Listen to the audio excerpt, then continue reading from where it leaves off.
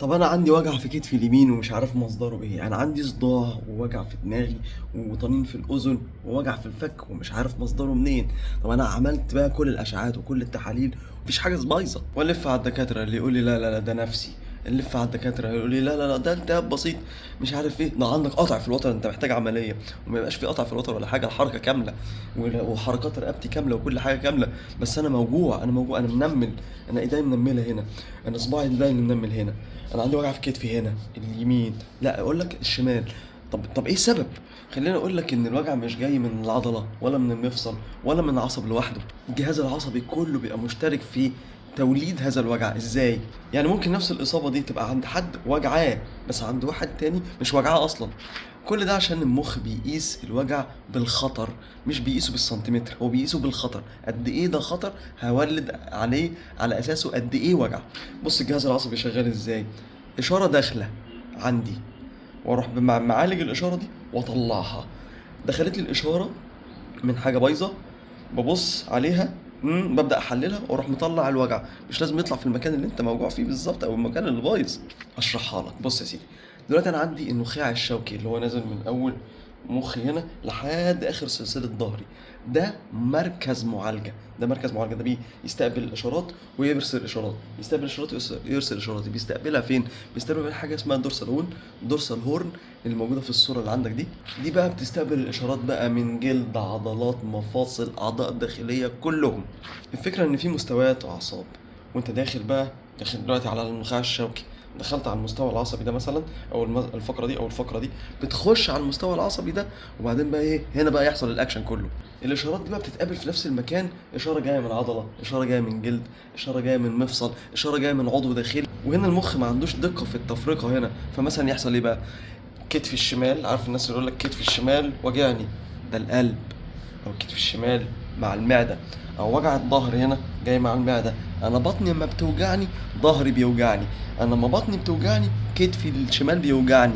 او ممكن بطني مش وجعاني، عندي حموضه، انتفاخ، يجي لي عندي انتفاخ، يجي لي وجع في ظهري، يجي لي عندي انتفاخ وجع في كتافي. يعني مثلا انا عندي شد في رقبتي، ليه بيجيب لي صداع؟ الله، طب ما الاثنين يعني ده صداع، ده في دماغي وده في رقبتي. لا الاثنين داخلين على نفس المستوى. انت فاهم قصدي؟ دخلوا الاثنين على نفس المستوى، شد رقبتي جاب لي صداع هنا. فانا دلوقتي اروح واخد حبايه صداع، ترجع تاني. ما الصداع، ما الصداع سببه ان انا رقبتي هي المشكله. الاشاره هنا بقى ما وقفتش بقى عند النخاع الشوكي بس، لا ده تطلع حاجه اسمها جذع المخ، برين ستيم. ده مش مركز للتنفس بس، لا ده مركز حياه، بيستقبل اشارات الالم وبيسال سؤال واحد: ها ده خطر ولا نعديها؟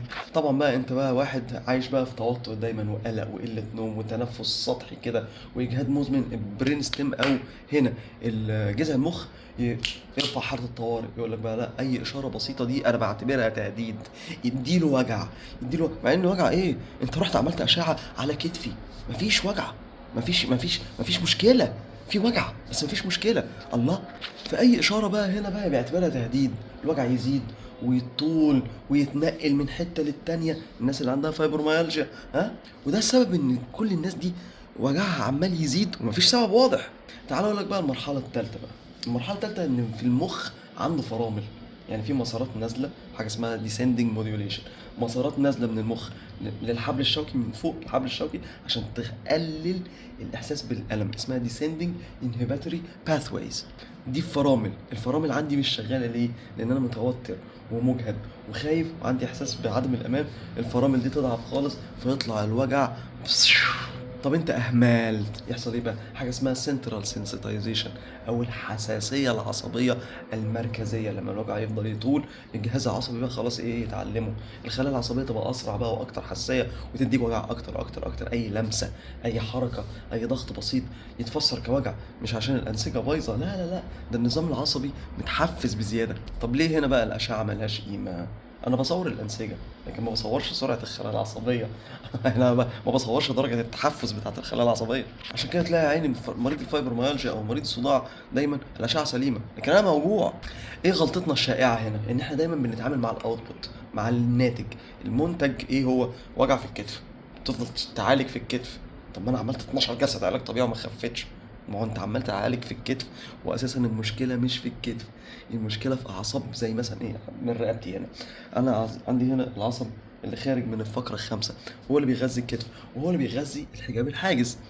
انا نفسي لو مش مظبوط، العصب هنا يبقى بايظ، كتفي يبقى بايظ، افضل اعالج في ايه، كتفي، وبعدين في الاخر ممكن تحس بتسكين خفيف، وبعدين ترجع المشكله اقوى من الاول. امثله كتير بقى، ضغط على العصب هنا ينمل لي ايدي، ماشي الله، في حاجه في ايدي؟ مفيش حاجه في ايدي.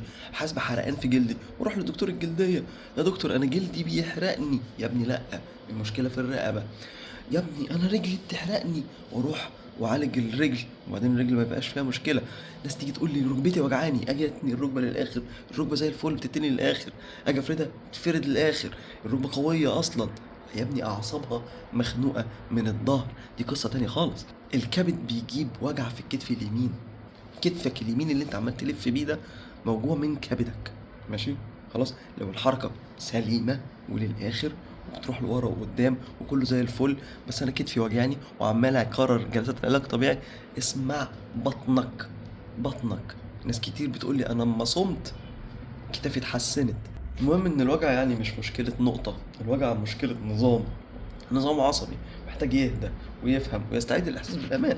مش كل وجع عندي محتاج ضغط أقوى ولا تمرين أكتر، ساعات بيبقى محتاج بس إن احنا نفهم جهازنا العصبي من قبل ما نلمس المريض. من الآخر، الوجع لو بيتحرك، عمال يتحرك من هنا لهنا لهنا لهنا، لما اعرف إن الجهاز العصبي هو اللي بيتكلم، لو فهمت لغته تقدر تغير القصة كلها. هذا والله أعلم.